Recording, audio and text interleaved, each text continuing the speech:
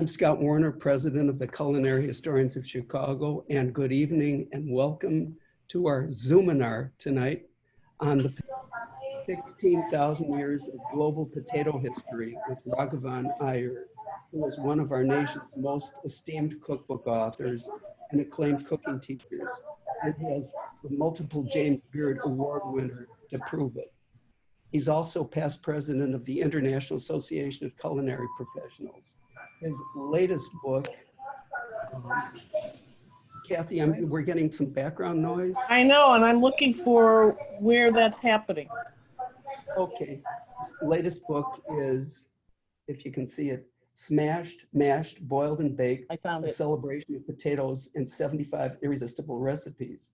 The recipes look great, and Kathy will send a link tomorrow. Well, she sent a link to some of the recipes already, and she's going to send a link tomorrow to if you want to order the book. Let's see, one comment, Raghavan. For this pandemic time, it would have been great if you had included a recipe for couch potatoes. Can you hear me? I accidentally muted him, so I'm unmuting him. Did you hear me, what I said? I'm sure he heard you. Oh, you didn't mute me, you muted everybody else who's important, right? Okay. Yeah, I heard you, Scott. Yeah. Oh, good. Okay. Well, anyway, on that unmuted note, Raghavan, would you let the spud begin?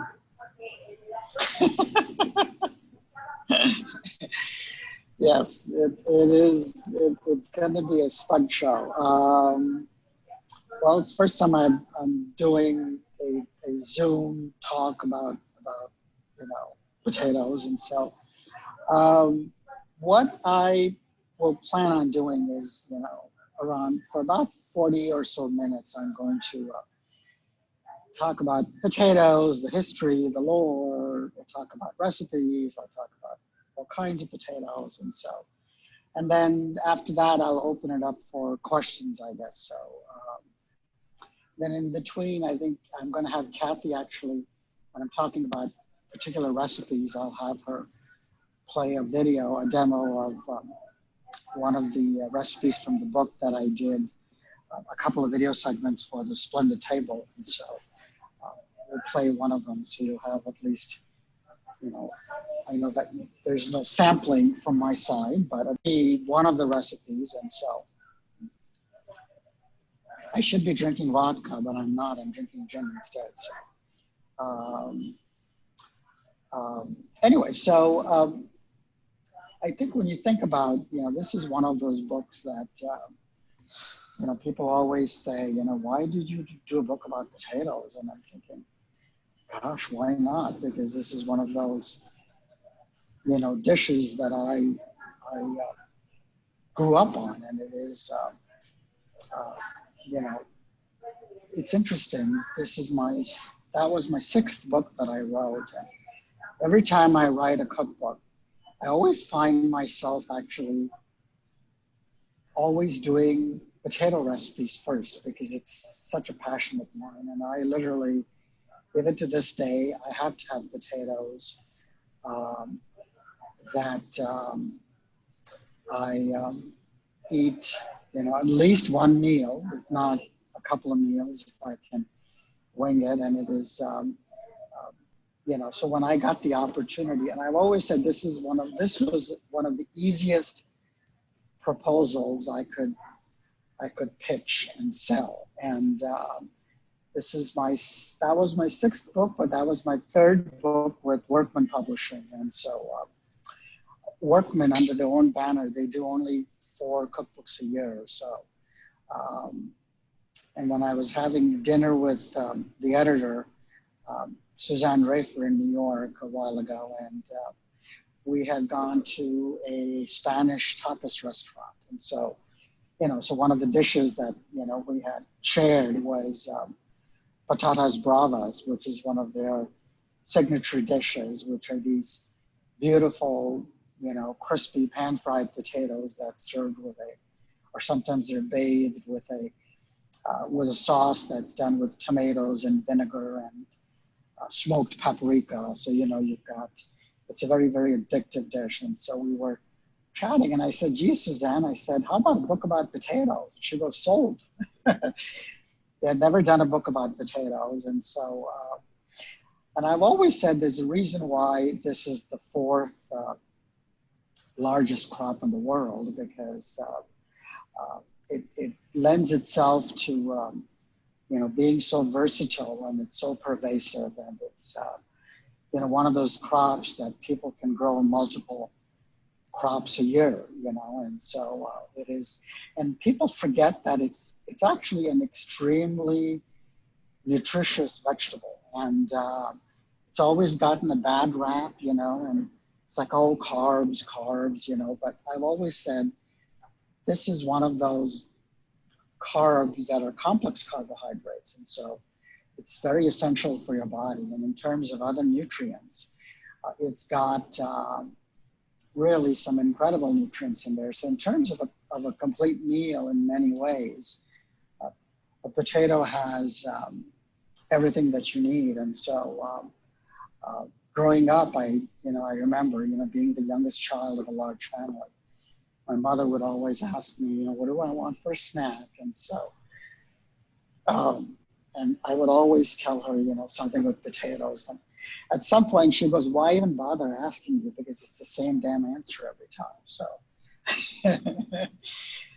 but I used to love, it was a very odd, weird way, the way she would make French fries. You know, we call them, growing up, we called them potato chips, which is the legacy left behind by the British. And so, and she would cut them in the size of, you know, your conventional French fries. Or sometimes she would just, you know, cut them in half and then cut them into thin slices. But the way she used to cook them, and now I think back, you know, I mean, I've got now, you know, I have a degree in chemistry and I have a degree in hotel restaurant management. And so I think back and I think, oh my God, Mom, I mean, that's the worst thing you could ever do to what she did, the way you used to cook the potatoes. And she would, you know how conventionally when you fry the potatoes, you take them out of the oil and you salt the potatoes outside, but she would actually salt the potatoes in the oil, and she would throw in salt right into the oil. And of course, you know what that does to the oil. And so it, you can't use it very often. And that's one of the reasons why she wouldn't do it all the time, because her oil would be ruined. And I'm thinking, yeah, of course your oil is ruined because you're salting the oil, and that's not what you should be doing. So, but of course, you know, I mean, I was young and stupid back then. So now I'm old and stupid. So, you know, it's,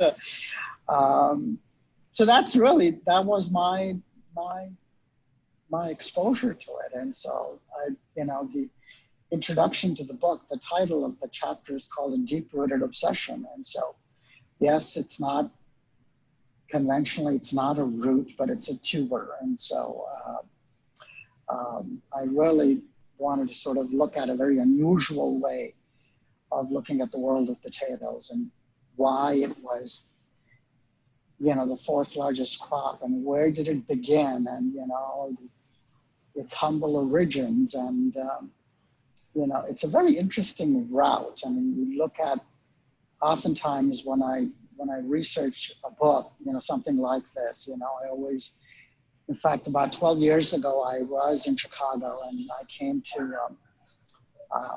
the Culinary Historians Group in Chicago, and I spoke about, you know, about the world of curries, and, you know, we talked about the curry timeline and the curry history. And so it's sort of the similarly is what I did with the world of potatoes. And, you know, you traced it back 16,000 years ago when, you know, they initially had evidence of humans settling in, you know, in the American soil, and, you know, and how, but I've always said potatoes really didn't have its moment in the sun or under the sun until the Andean farmers way back in 10,000 BC is when they really figured out how to grow and cultivate potatoes in larger scale. And so about 14,000 years ago, they had evidence of about 235 species of potatoes that they could actually find, but it's the Andean farmers who actually figured out how to grow them and cultivate them, and come up with all of these incredible varieties of potatoes. And so, so when I actually was researching the book, I had the opportunity to go visit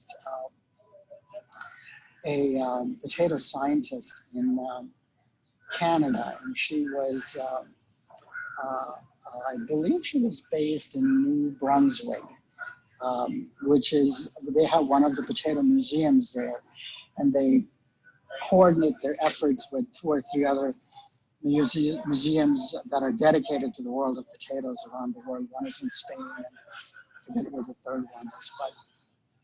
But when I was talking to the scientist, I really wanted to sort of get, her to talk about, like the birds and the bees of coming up with potato varietals, because I really didn't know what it took. And I was just blown away by the amount of,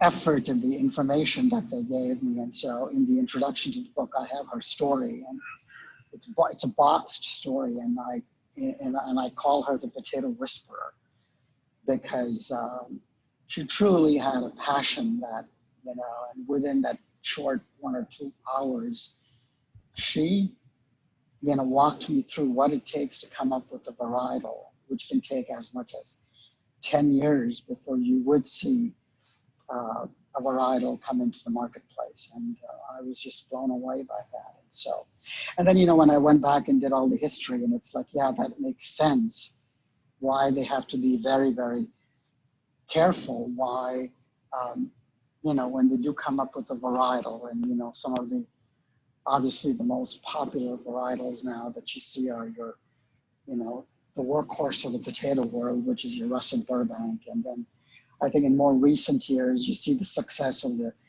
Yukon Gold potatoes, which are, sort of in the middle of the line. And so, but we'll come back to the potato varietals a little bit later. So, so I wanted to, talk a little bit about the history. So I've pulled the history document in my computer. So if you see me looking up and reading something, that's what I'm reading it out of. So, but around 1200 BC was when the Incas,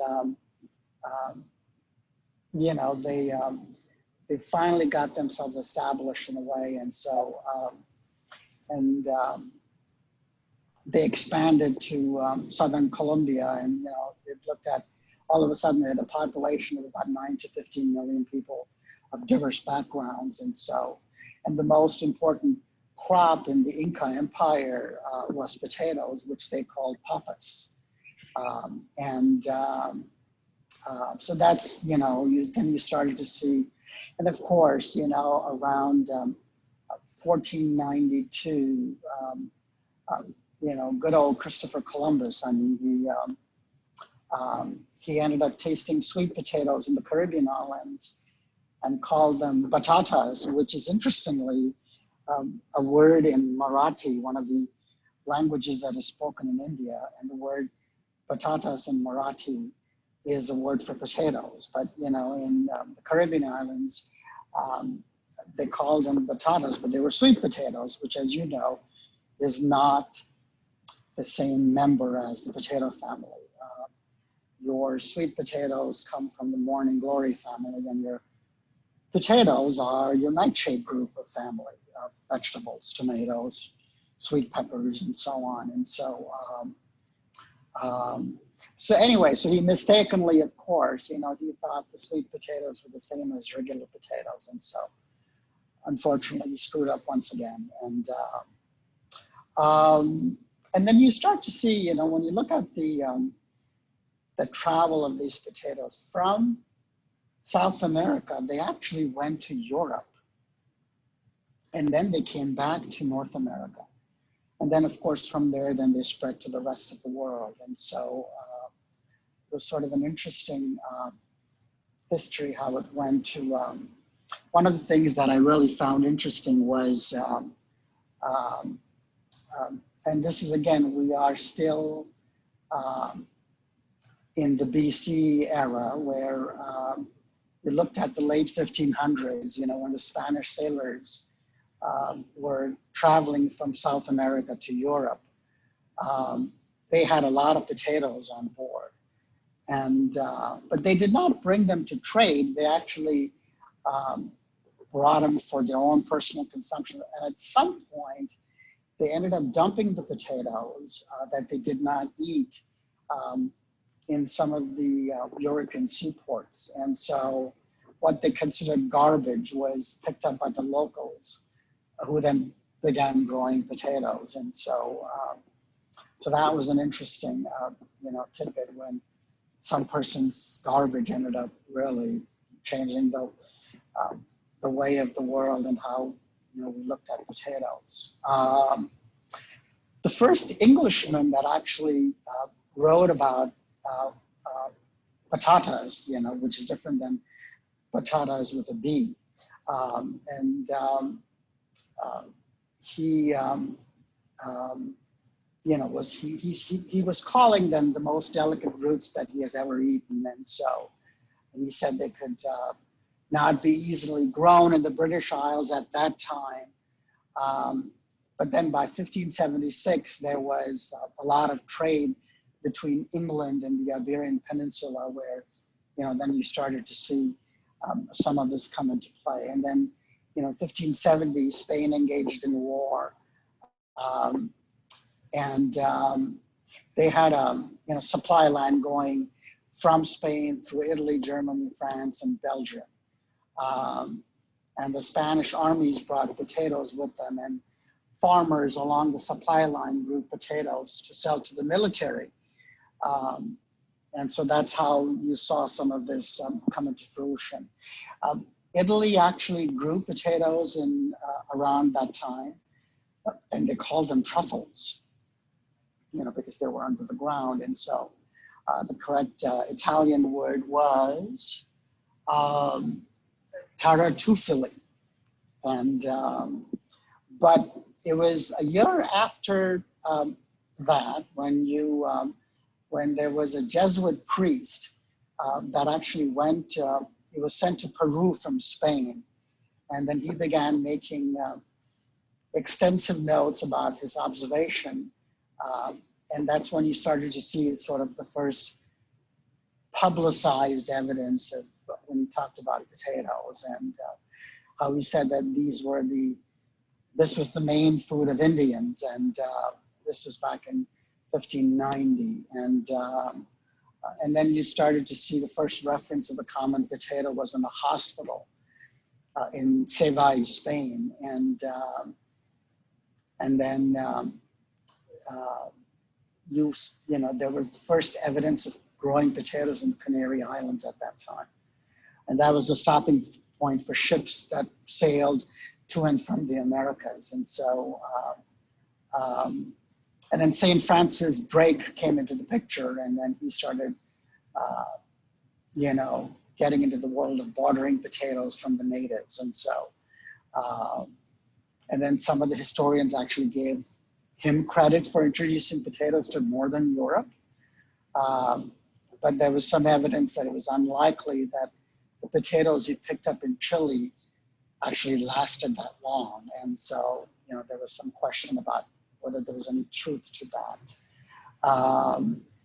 The English actually were also one of the first ones that, especially an English writer by the name of William Harrison, claimed that potatoes were an aphrodisiac.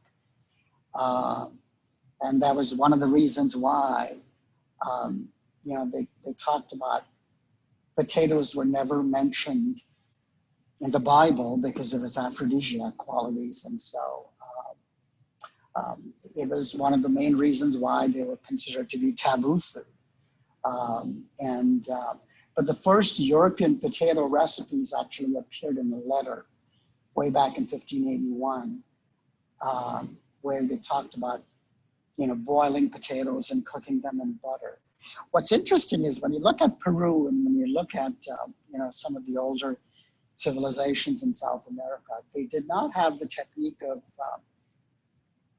of deep frying potatoes, because that was, you know, using a lot of oil for something like that was considered to be a waste. And so the concept of frying potatoes came much later, and they were primarily in Europe that you started to see the concept of frying potatoes and olive oil. And the French actually were the first ones who perfected the mastery of, you know, coming up with the best French fries. And so we'll talk about, you know, what really makes the perfect French fry a little bit later on. So that comes a little bit later in the picture. Germany starts to grow potatoes later on. And then Switzerland, of course, and France. And an interesting thing about, you know, you talk about, you know, I'm going to make a reference to Shakespeare.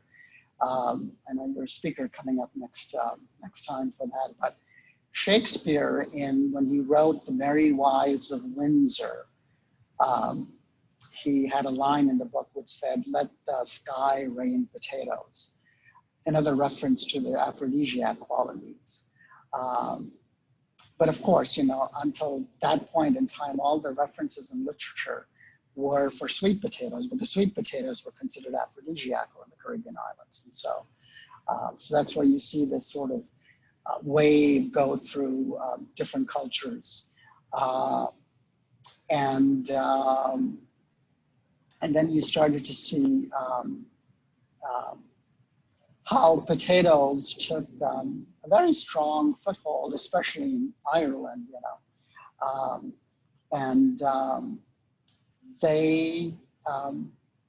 That was a big part of their diet. During the heyday, just before the blight hit Ireland, during the heyday, the average Irish male, especially the average Irish male farmer, ate about 15 pounds of potatoes a day.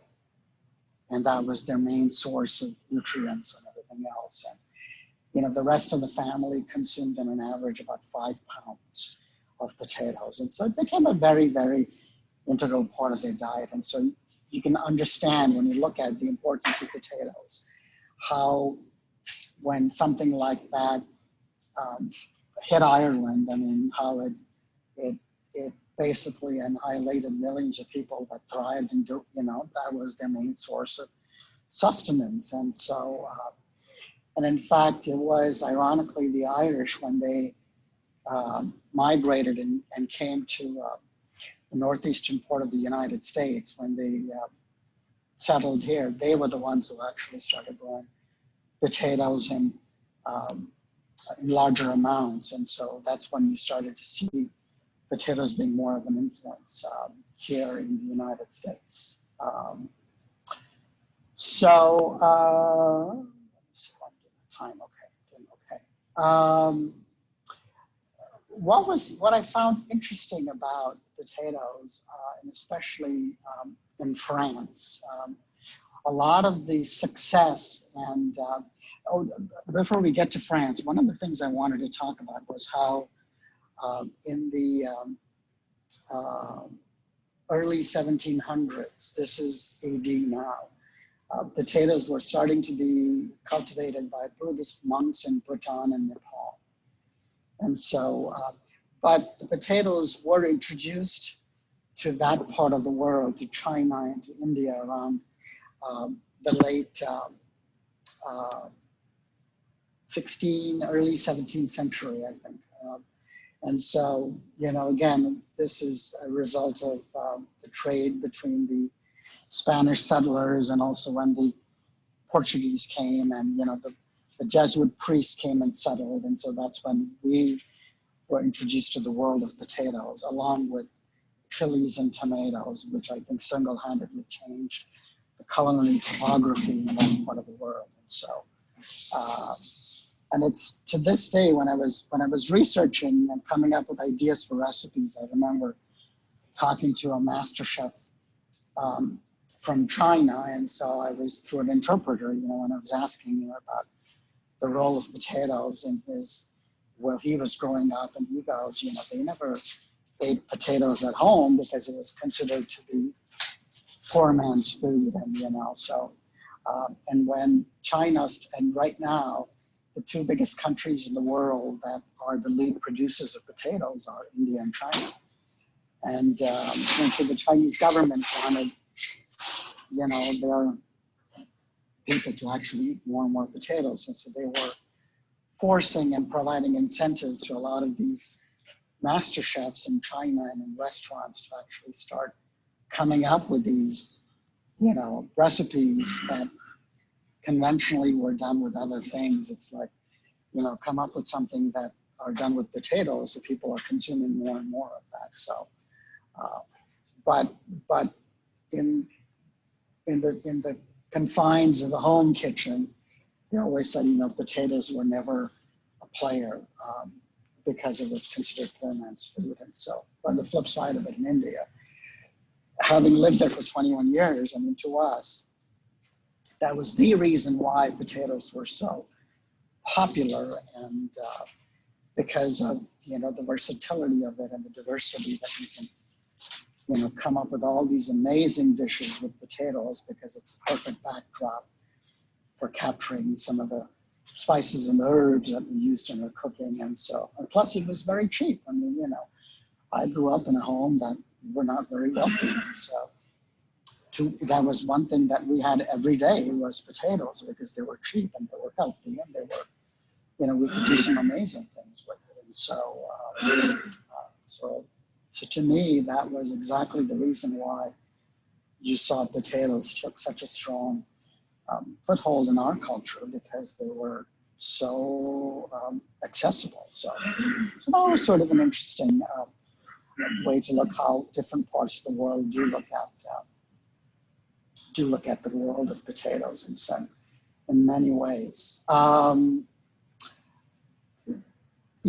Back in the late 1700s, there was a well-known French pharmacist by the name of Parmentier, who actually fought in the French army. And so when he went back to France, and he wanted to sort of, he was so bowled over by, when he was in Germany, he was so bowled over by, potatoes, because there, a lot of the prisoners, primarily, that was the main source of diet. And so when he survived his imprisonment, it was because of the potato. And so he also understood, as a pharmacist, the nutritional value of potatoes. And so he wanted to bring it back to France and really, do some really great things with it. And so one of the stories that went was that in 1773, he published a paper on potatoes, and he was appointed as the pharmacist at the Hôtel des Invalides in Paris. And so, his potato campaign was becoming more and more important and passionate. And one of the stories was that during his potato campaign, he met Benjamin Franklin, who was in Paris trying to drum up some French support of the American War for independence. And then Franklin at that time had suggested to Parmentier to create a dinner for prominent Frenchmen. And all the courses, right from soup to dessert, was made from potatoes. And so that's what he did. And so, and he also did a fish dish made from potatoes. And of course, he did all the liquor and the toasting that was done with potato vodka. So, and so that's how he sort of became more and more popular. And the other interesting thing that I thought that was smart in doing was when he sort of became a publicity director for potatoes and wanted to find ways to get them noticed and used. And so when he talked to Louis XVI and his queen, Marie Antoinette, and so he talked them into wearing the sweet smelling potato flowers, the buds on their lapels. And so that became sort of like a fashion statement, and people started to notice it. And so the other thing which I thought he was quite smart in doing was he wanted the peasants to actually eat more potatoes and to grow them. And so what he used to do was he would Um, During when Napoleon took power, he gave Parmentier the Legion of Honor and named him to direct the health services and finance several of his potato projects. And one of the things that he did was, he started having all these little plots of potatoes that he grew, and he created mystery around it by having guards, sort of guard them. And so it's like, and I think the peasants, when they, of course, I mean, they wanted something that was being guarded with all these guards. And so, and of course, they looked the other way. And so eventually that's how the potatoes, they stole these potatoes and they ended up planting them, and that's how potatoes became more and more popular. And so truly he was considered like the godfather of the potato world, I guess. And so it's too bad I wasn't alive at that time, because I think I would have ended up working for him. So, but that was, but you also look at, what I found interesting was one of the other key players in introducing potatoes to some parts of the world, the Dutch, when they went to Java in Indonesia, you look at, obviously that's where the maize and the nutmeg trees were there. And so the Dutch introduced the potatoes to Java, and so that's why they called it the Dutch potato. And so, and then from there it went on to Russia, and so it was sort of a circuitous, path, how it went to all of these countries, and how these countries eventually, they ended up taking those potatoes and creating recipes that, sort of, it filled in a place that the meats normally would,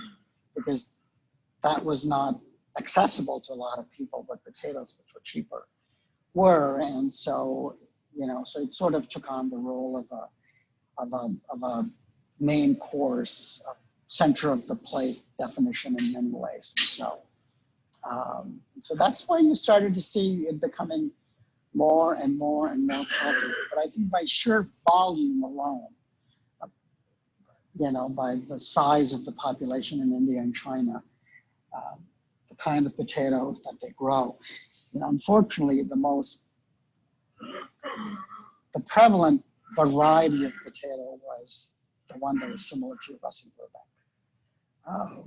And so now, looking at, when in the book I talk about, I've divided the book into, two groups of potatoes, floury potatoes and waxy potatoes. And so when I looked at the floury world of potatoes, which is high starch, low moisture, we look at potatoes like the Russet Burbank, and what we typically call them as white potatoes. So I've always said, when you're cooking, and that's the biggest mistake people make, when you're cooking potatoes, it's the technique of cooking those potatoes that really should drive the variety of potato that you're using. So in other words, if I'm wanting, if I'm making French fries, if I'm making potatoes baked in the oven, or, something that's going to require a high starch content, of course, then, you want to go to a potato like the Burbank potato, the russet potato. But if you are looking for potatoes that are, being boiled, boilers,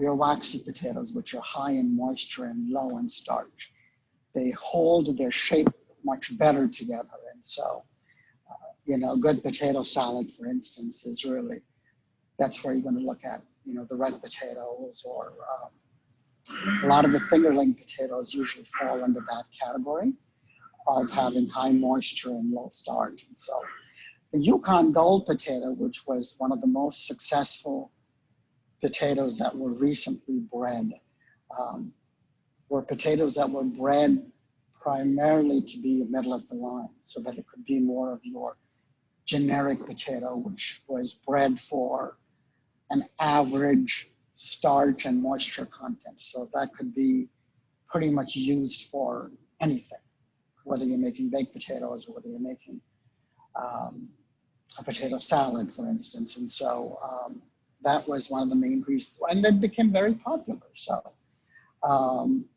and some varieties of potatoes will never be grown outside of Peru because their soil conditions are ideal for that. And so you will never see, unless, you know, they've come up with technology where they can create those potatoes that would be ideal for multiple soil conditions. And so, so that I thought is always, as a teacher, when I would travel and teach, that's the biggest question people always ask me. How do you know what potato to use when? And, you know, we always sometimes, we just look at what's in our vegetable bin and say, oh, you know, I feel like hash browns, you know, and I'm going to use red potatoes. And you're not going to get the best hash browns with red potatoes. You're going to get the best hash browns with russet potatoes. And so, so I think the technique of cooking those potatoes really is what's going to drive you to use the perfect variety of potato that you can actually get. It's been about 45 minutes, so I think before we break for questions, Kathy, would you mind playing that? This is a recipe from the book, which I thought would be a good visual way for you to actually, I think you might want to go all the way to the start. There we go. And this was filmed by the Splendid Table, and this is actually tea-infused potatoes, which brings in flavors from China. And so that's what that cooking demo segment is about. So, and it's about 3.5 minute segment. So we'll have Kathy play that so you get a chance to, you know, get your appetite going. And if you haven't had dinner, I apologize because this will make you hungry. So.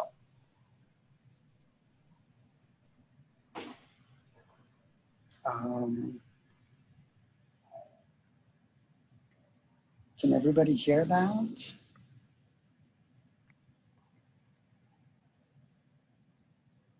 I can't hear the segment, so I'm assuming, hopefully all of you can. Can't hear anything. Oh, there we go. Yes.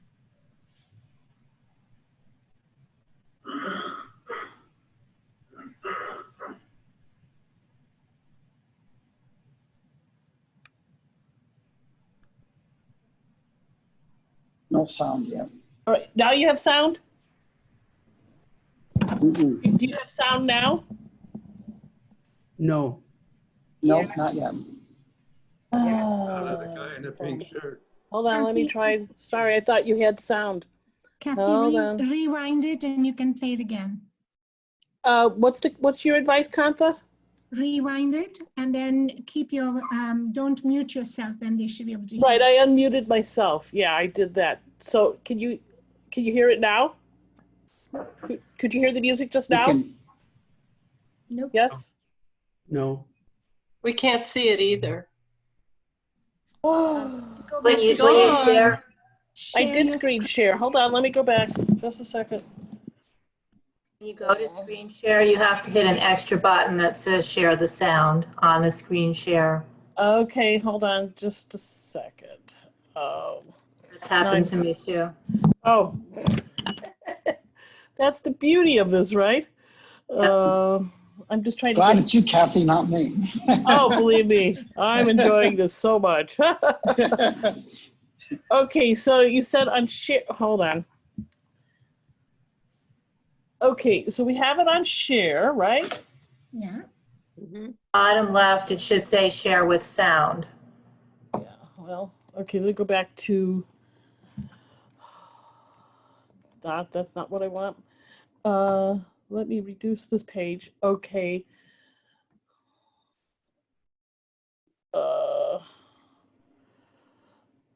Okay, so we got the Zoom. Now, where does it say share with sound? Hold on. Advanced sharing options. I'm looking for sound. Where did you say sound was? When you hit share screen, There's a microphone. that sounds, I can hear something. Ah, I see the sound. I see it now. Yeah? Thank you. Okay. Sorry No about problem. that. No worries. And people who could unmute themselves or mute themselves, that would be just grand. Okay. Hopefully this time. Cooking. Learning to cook didn't enter the picture until he better? came to America to study, and longing for those tastes of family and home, he began to cook. I've always said I learned to cook the Indian way in a foreign land. I came to the US 34 years ago not knowing how to cook, especially the Indian way. You know, I had my mother's and my sister's and my grandmother's flavors in my memory bank. Going to the grocery store was an eye-opening experience for me because I didn't recognize 90% of the ingredients in there. But I remember very distinctly there was this one can of curry powder which sort of jumped right out, and I picked up the can, and I looked in the back, and it said, this magically transports you to India and all of that. Well, this is my ticket. And I made it, and I literally cried because it was A, god-awful, B, I was homesick, and C, I thought, well, this is not what I grew up with.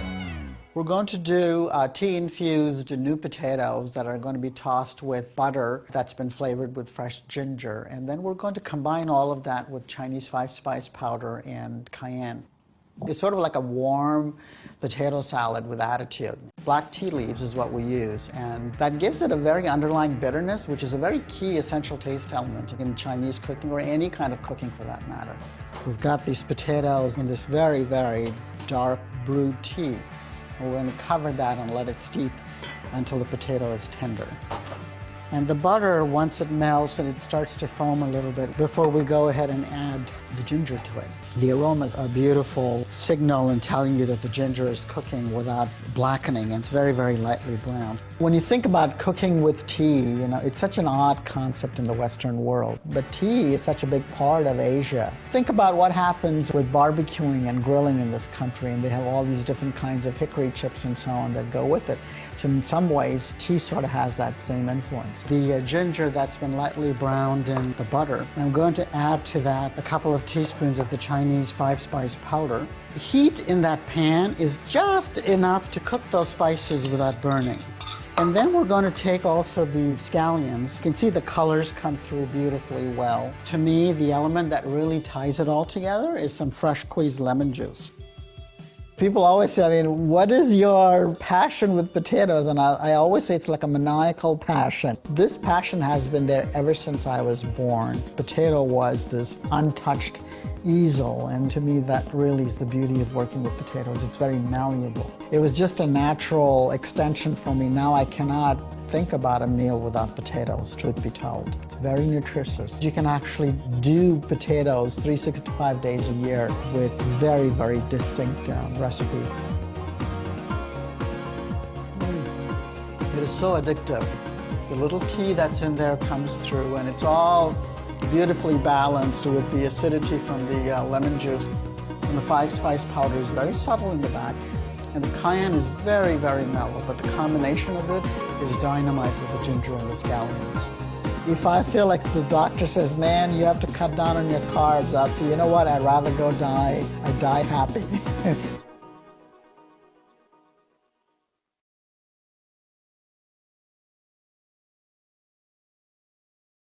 Asked the question, how much tea and how much water? Well, the recipe is in the book, so if you give me a second, let me see if I can pull up that recipe and see if I can tell you. So there's basically enough water to cover the potatoes, which is probably a pound of potatoes, I think.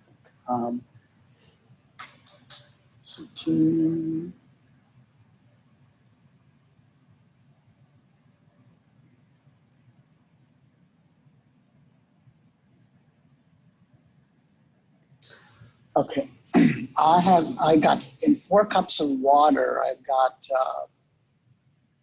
a 1/4 cup of black tea leaves, or you could use 4 tea bags. Or you could use more if you wanted a little bit stronger. But if you're using loose tea, I've got about 1/4 cup of black tea leaves in there. So obviously the more assertive the tea leaves, the more flavor it's going to provide to the potato. And again, you're looking for that underlying little bitterness that comes with it. And it's very simple, it's very quick. And that is for 2 pounds of new potatoes. Now, remember, there's a difference between new potatoes and small potatoes. The new potatoes truly are potatoes that are the first crop that is picked before they mature and they become bigger. So those truly are the new potatoes. The skin is very thin and they're small, and you scrub them and you clean them out. And I mean, you don't want to clutter them with a lot of flavors. And so those are true new potatoes. A lot of times in grocery stores, these little small potatoes or B-sized potatoes are mislabeled as new potatoes, but they're just small potatoes. They're not new potatoes. So it does, especially I think, we should be hopefully seeing soon in the farmers markets. I know that Chicago you guys have a beautiful farmers market, that you'll start to see these new potatoes at the farmers market, and even at the grocery stores as well. So those I think are best done this way. So, okay, questions?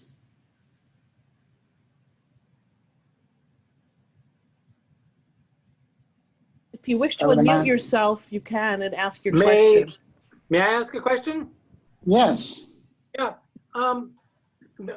I've heard, and you mentioned very briefly, that potatoes went from South America to the Old World and then back to North America, short of one that I know of.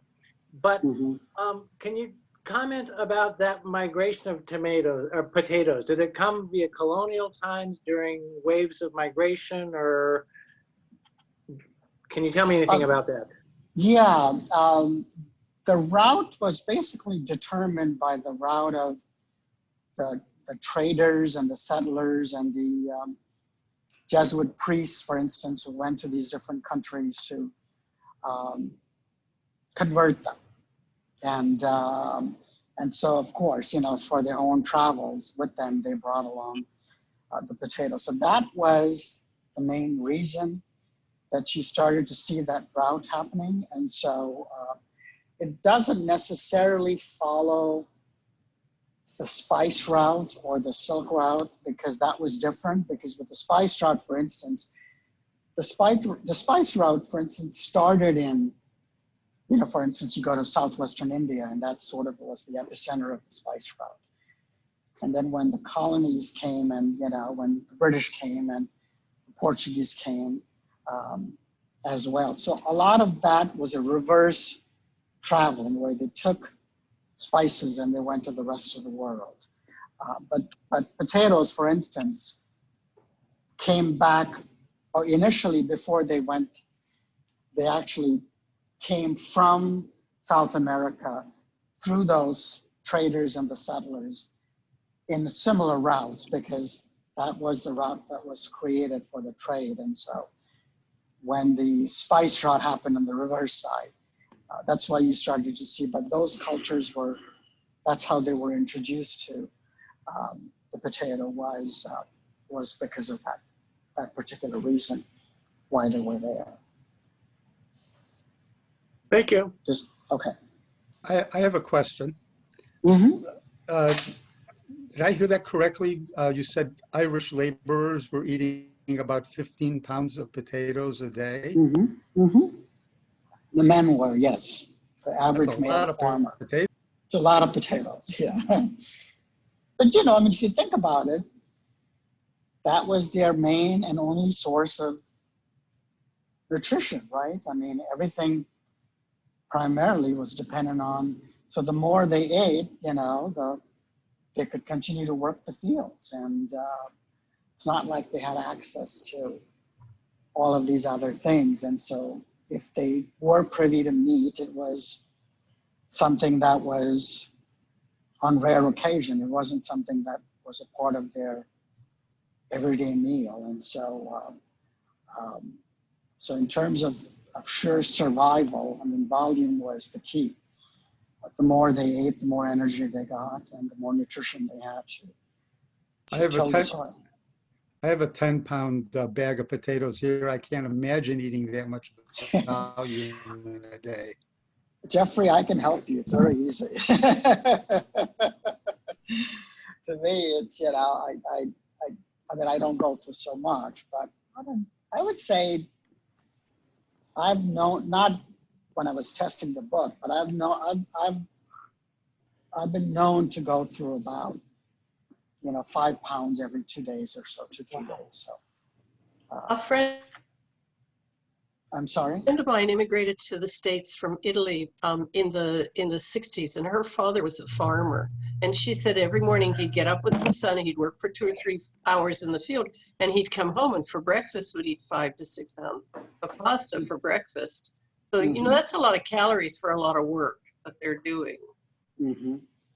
Yeah, because it's physical labor, right? I mean, you are on your feet, you're under the hot sun, and you are working, and you need energy. That's what, you know, when you think about complex carbohydrates, it converts starch, not to simple sugars, but it converts them into complex carbohydrates, which is your source of energy. So that's one of the reasons why when you're eating something with, you know, which are complex carbohydrates, you're getting your body convert them to energy, not sugar.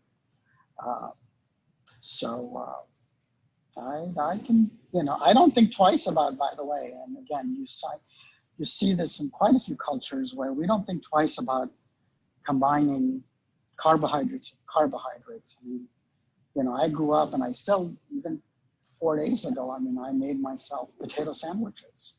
So you take bread and you know, there's these, in fact, I think there's a recipe in the book as well, where I take, you take potatoes and you mash them and you season them in whatever part of the country you're coming from, and you dip them in a chickpea flour batter and you fry them golden brown, and you've got this crispy exterior, you know, you put all these spices in, and you shove them between slices of bread and eat them as a sandwich, you know. It's like, okay, I'm making myself hungry because I haven't had dinner yet. So,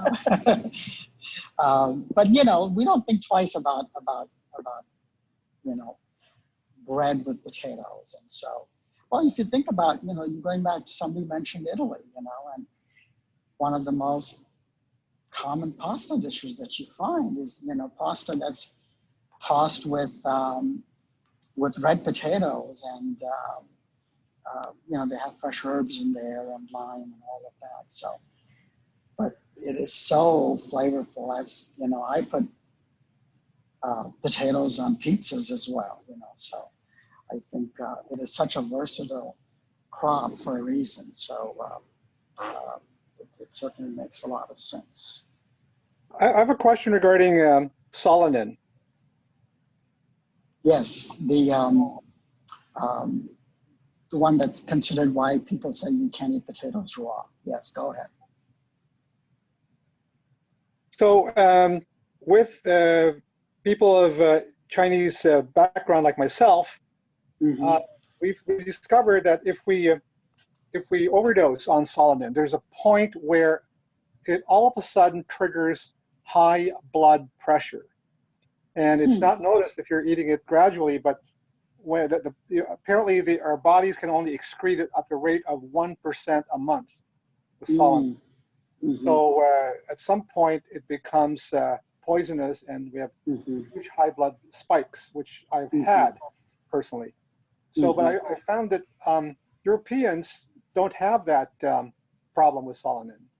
So I was wondering, my question is, are there some potatoes that have less Solanum, or, you know, like, I also want to make sure I can see the Solanum, so I'm skeptical of eating any dark potatoes. Yeah, I think one of the telltale signs is when, you know, you get that greenish hue on the potatoes. It's more visible with, you know, lighter colored potatoes, and so that's usually a telltale sign that you're starting to see that. So that's obviously one of the reasons why, you know, raw potatoes are not edible because of that reason, and neither are the potato leaves for that matter. But what's interesting is sweet potatoes, which is not part of the potato family, which is part of the morning glory family, their leaves are perfectly edible. So I don't know if anybody has had the opportunity to eat sweet potato leaves. At our local farmer's market here, when I was researching the book, I remember towards the tail end of summer when I went to the farmer's market, there was one vendor that had bunches of these greens that were piled on his cart, and his stall was surrounded mostly by women with cultural roots from Liberia.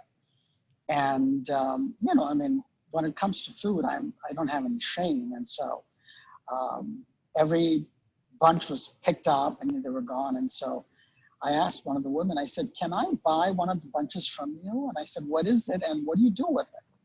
She said, "Oh, these are sweet potato leaves." And I thought, oh, I didn't realize that they were edible. And so so I took them home, and you know, you wash them and you get rid of the tough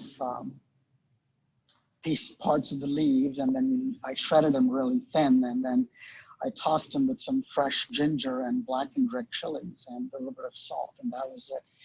I felt like I was eating a bowl of candy, you know. It was so incredibly delicious, and you know, not to mention how nutritious it is. And so, but yes, you can obviously do that with the potato leaves, but sweet potato you can't. So if anybody has the opportunity, I would strongly recommend trying sweet potato leaves because they truly are incredibly delicious. So on the green potato, is it something you need to throw away, or do you simply peel past the green? Now, I don't know. I'm just asking. Yeah. No, I mean, if I was, you know, working for General Mills, I would say throw them away. But if, you know, if it's myself, for my own self, what I do, again, I'm not, you know, endorsing that you do the same thing, but I usually just peel that part out, and I use the rest of it. I think it's fine. So, okay. yeah, I don't, you know, even when you start to get those, you know, those eyes and the buds on the potatoes, you know, it's like, oh, that means, you know, your potato is really old and it's generating these eyes, which is producing these little offsprings, which are, you know, and you're supposed to, again, discard those because eventually the potato will start to shrivel up. And so I usually, before it gets to that point, I usually will snap out all those little buds and eyes, and you know, and then when I'm ready to use them, and again, peeling a potato or not is obviously your personal preference. And people always say there's more nutrition. The nutrition is not on the skin, but the nutrition is just a few millimeters under the skin. So oftentimes when you're peeling it, you're peeling a few millimeters under the skin as well. And so, and when you're discarding it, obviously, you know, you're getting rid of some of those nutrients that are there. So really good potato. And that's one of those few vegetables or fruits that I will always buy organic. Because, you know, potato farmers always say that when you're using chemicals, you know, that's one of those vegetables where the chemicals sort of get into it, and it'll never, no matter how much you scrub it or peel it, that's not going to get rid of it. So I personally always buy organic potatoes for that reason. Whether I peel it or not depends on what I'm doing. So I have a recipe in the book that I call it ultimate mashed potatoes. And so for that recipe, I use a Brussels Burbank potato, and I always peel it because the texture to me is very, very, very important to get that sense of eating clouds, you know, because it's so light. And I, you know, peel. But I have a recipe in the book where I have usage for the potato peels, where if you cut the potatoes a little thicker, so the potato skins, you know, oftentimes. And so I have a recipe in there where I use those, and they're perfectly nutritious and and edible and delicious, and you got great. Again, think about it as a perfect backdrop for flavors. So there's one recipe where I have the potato skins that as soon as it comes out of the fryer, I toss them with grated rind of a lime with cayenne and salt, and that's it. But the flavors are so aromatic, and they're addictive, and they're so incredibly delicious. So that's, yeah, I think it's, one of those personal preferences of whether you like the skin or not. So I'm one of those that when I see the skin in mashed potatoes, I'm sorry, I kind of consider the cook kind of lazy. Well, I mean, again, I think it's a personal preference, right? I understand. Yeah, it's a textural thing, and so. I may not say it to them. It's the internal dialogue, Well, trust me, Kathy, we all judge internally. There's no doubt about that. But also, going back to when you make baked potatoes, you see restaurants do this all the time, and that's. In the technical sense, it's not baked potatoes. What they're doing is they're steaming the potatoes. And so they will wrap the potatoes in foil and they'll put them in the oven and they'll bake them. But that's not true baking. That's actually steaming, because you're covering the potatoes and it's creating moisture. And that's what a true baked potato is, when you scrub it and you poke holes in it, obviously, so they doesn't burst on you. When you put them directly on the oven rack, for about an hour, that's what true baked potato is. And so to get the creamiest baked potato, what I do is I take these large russet potatoes, and I will scrub them really well and poke holes with a knife or a fork to vent them out. And then when the potato is still wet, I smother them with very coarse sea salt. It's like when you're making gravlax, or when you're making, something or fish for that matter. So I completely engulf it in salt. So the salt has this, it forms this crust on the outside, and I put them on the rack and I bake them for about an hour. And then when you cool it and when you slice the top off, the potato inside is incredibly creamy. And but I love to eat the skin as a snack, because it's got all that salt, and I love salt, of course. And so, so that's really the true way of making baked potato, is you put them naked on the rack. You don't cover them in foil, because that's not baking, that's steaming. So my understanding is that the Solanum is indestructible. Can you? But I thought you said there was one way or another could lessen or destroy the Solanum. I don't know if it destroys it. Again, I mean, I'm not a doctor. I don't play one on TV either. But I just do it as I just peel the part that looks green to me. Hey, Kantha? So, Kantha might know something about this, if she's still here. I am still here. Yes, she is. Yeah. Are you a food scientist, Kantha? Yeah. I am. Yeah. Do you have any Do you have a thought on this? Sorry. Specifically, what are you asking?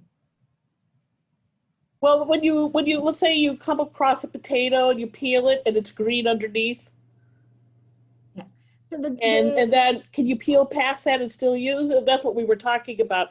But I don't know if you know any. I'm sorry. I don't know if it's inside your sphere of interests. I don't know. Raghavan is absolutely right. You can actually peel it off, and most of it occurs right under the peel, and it's called the glycoalkaloids.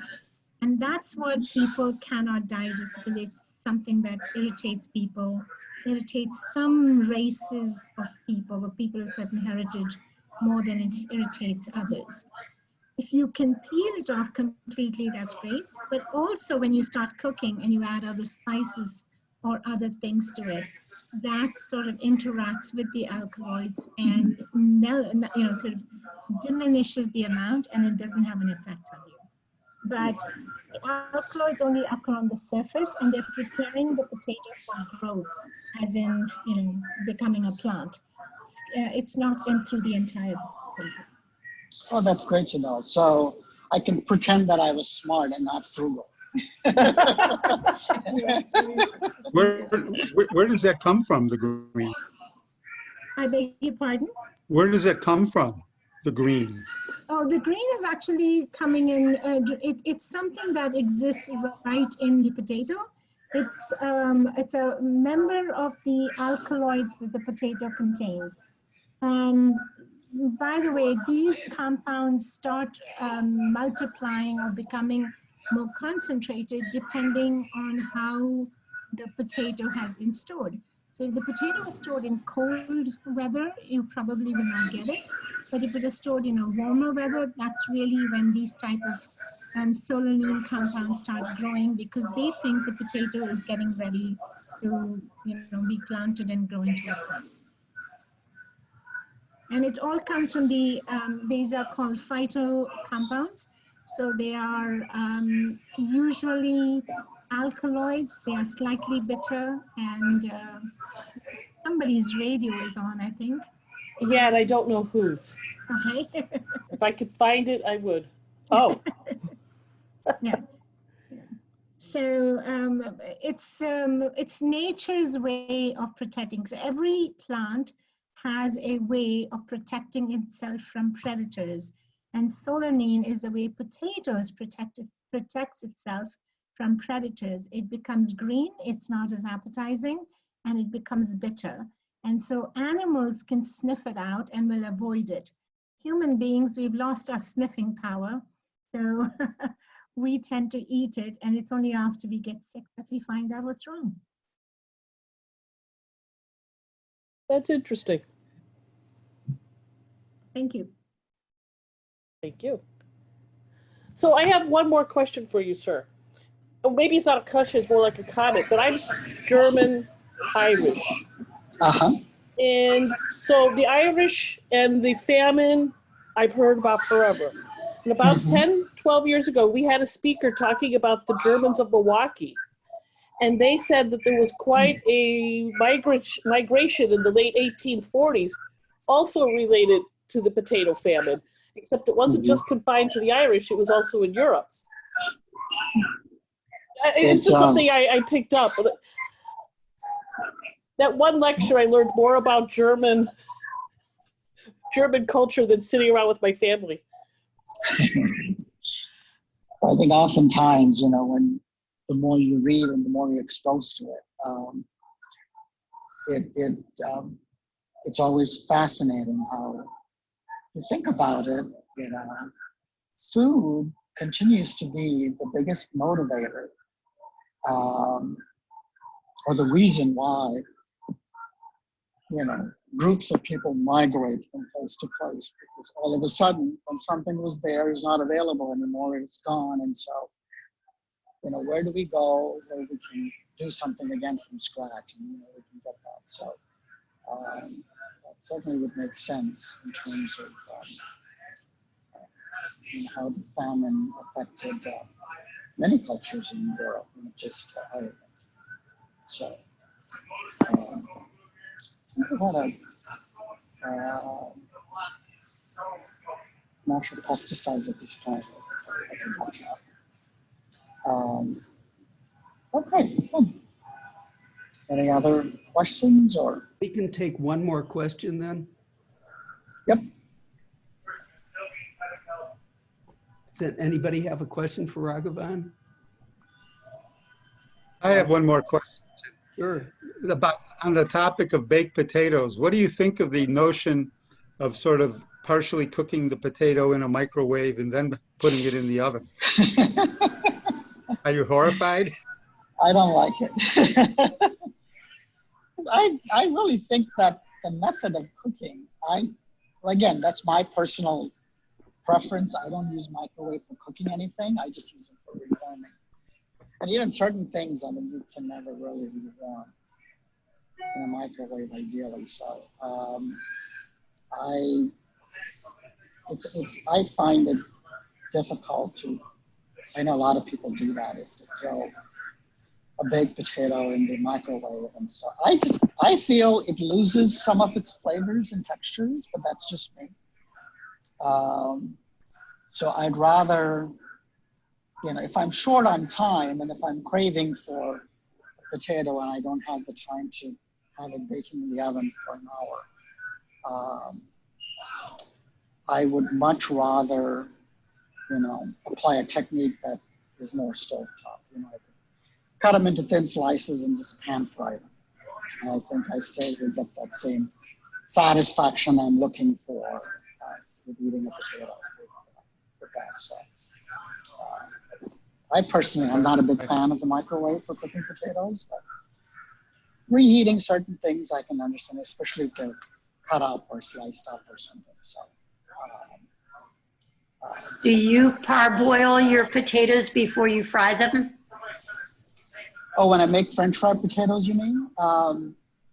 I do the double cooking. That's the ultimate French fry, right? You have to cook it twice. And so the first cooking that I do when I cut them into the shape, it's almost like you're poaching them in the oil at a lower temperature.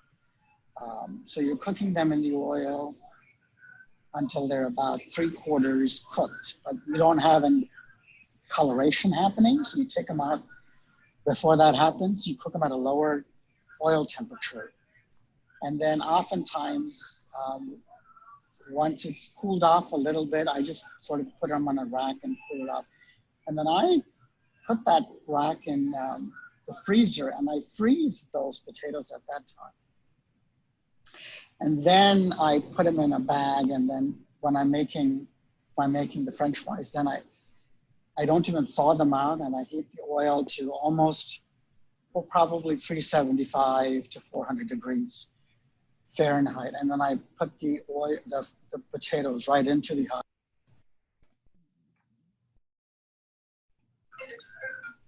And then I end up frying them the second time when it becomes nice and crispy. So that's the right way to, when you're making French fries, is your double fry. And so I've got, for that particular reason, I will cook them twice. But when you're parboiling your potato and then frying, I guess in a way you're doing the same thing. And so, I think that certainly would work as well. So, Raghavan, this is actually, I have a question.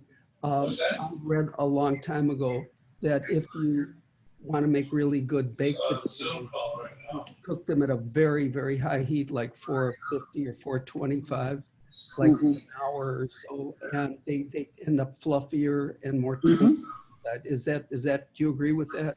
Yeah, I usually do mine at about 375 to 400 degrees. Okay.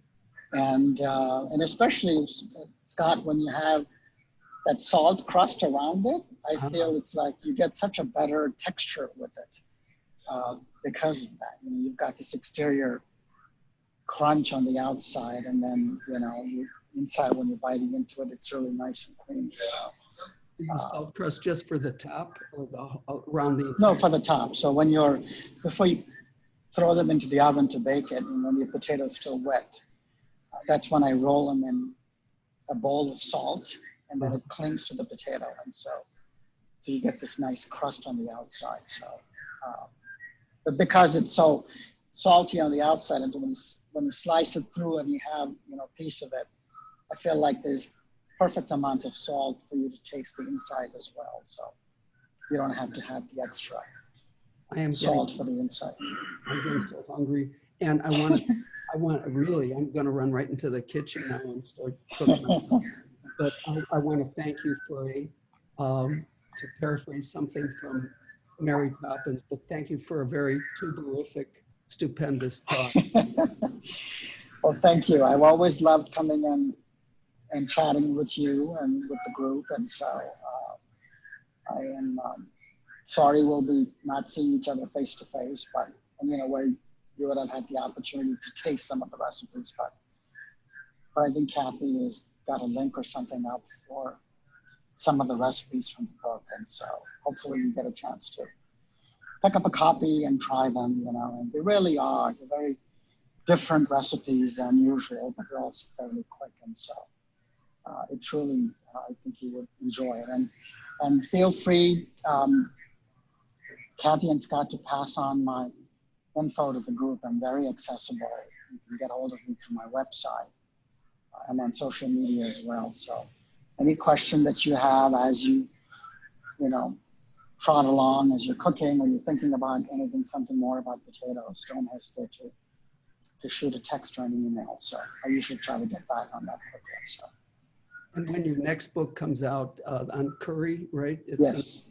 And when it comes out, hopefully we'll be past the pandemic. And I hope so. I hope so. Social distancing, and maybe you can come for another live culinary historians talk, or we can always Zoom you. No, I love the personal appearance, and so, and that book won't be out until either latter part of next year or the spring of the year following that. So maybe the plague will have passed by then. I hope so. You know, so either the plague would have passed or we would have passed, one of the two. So,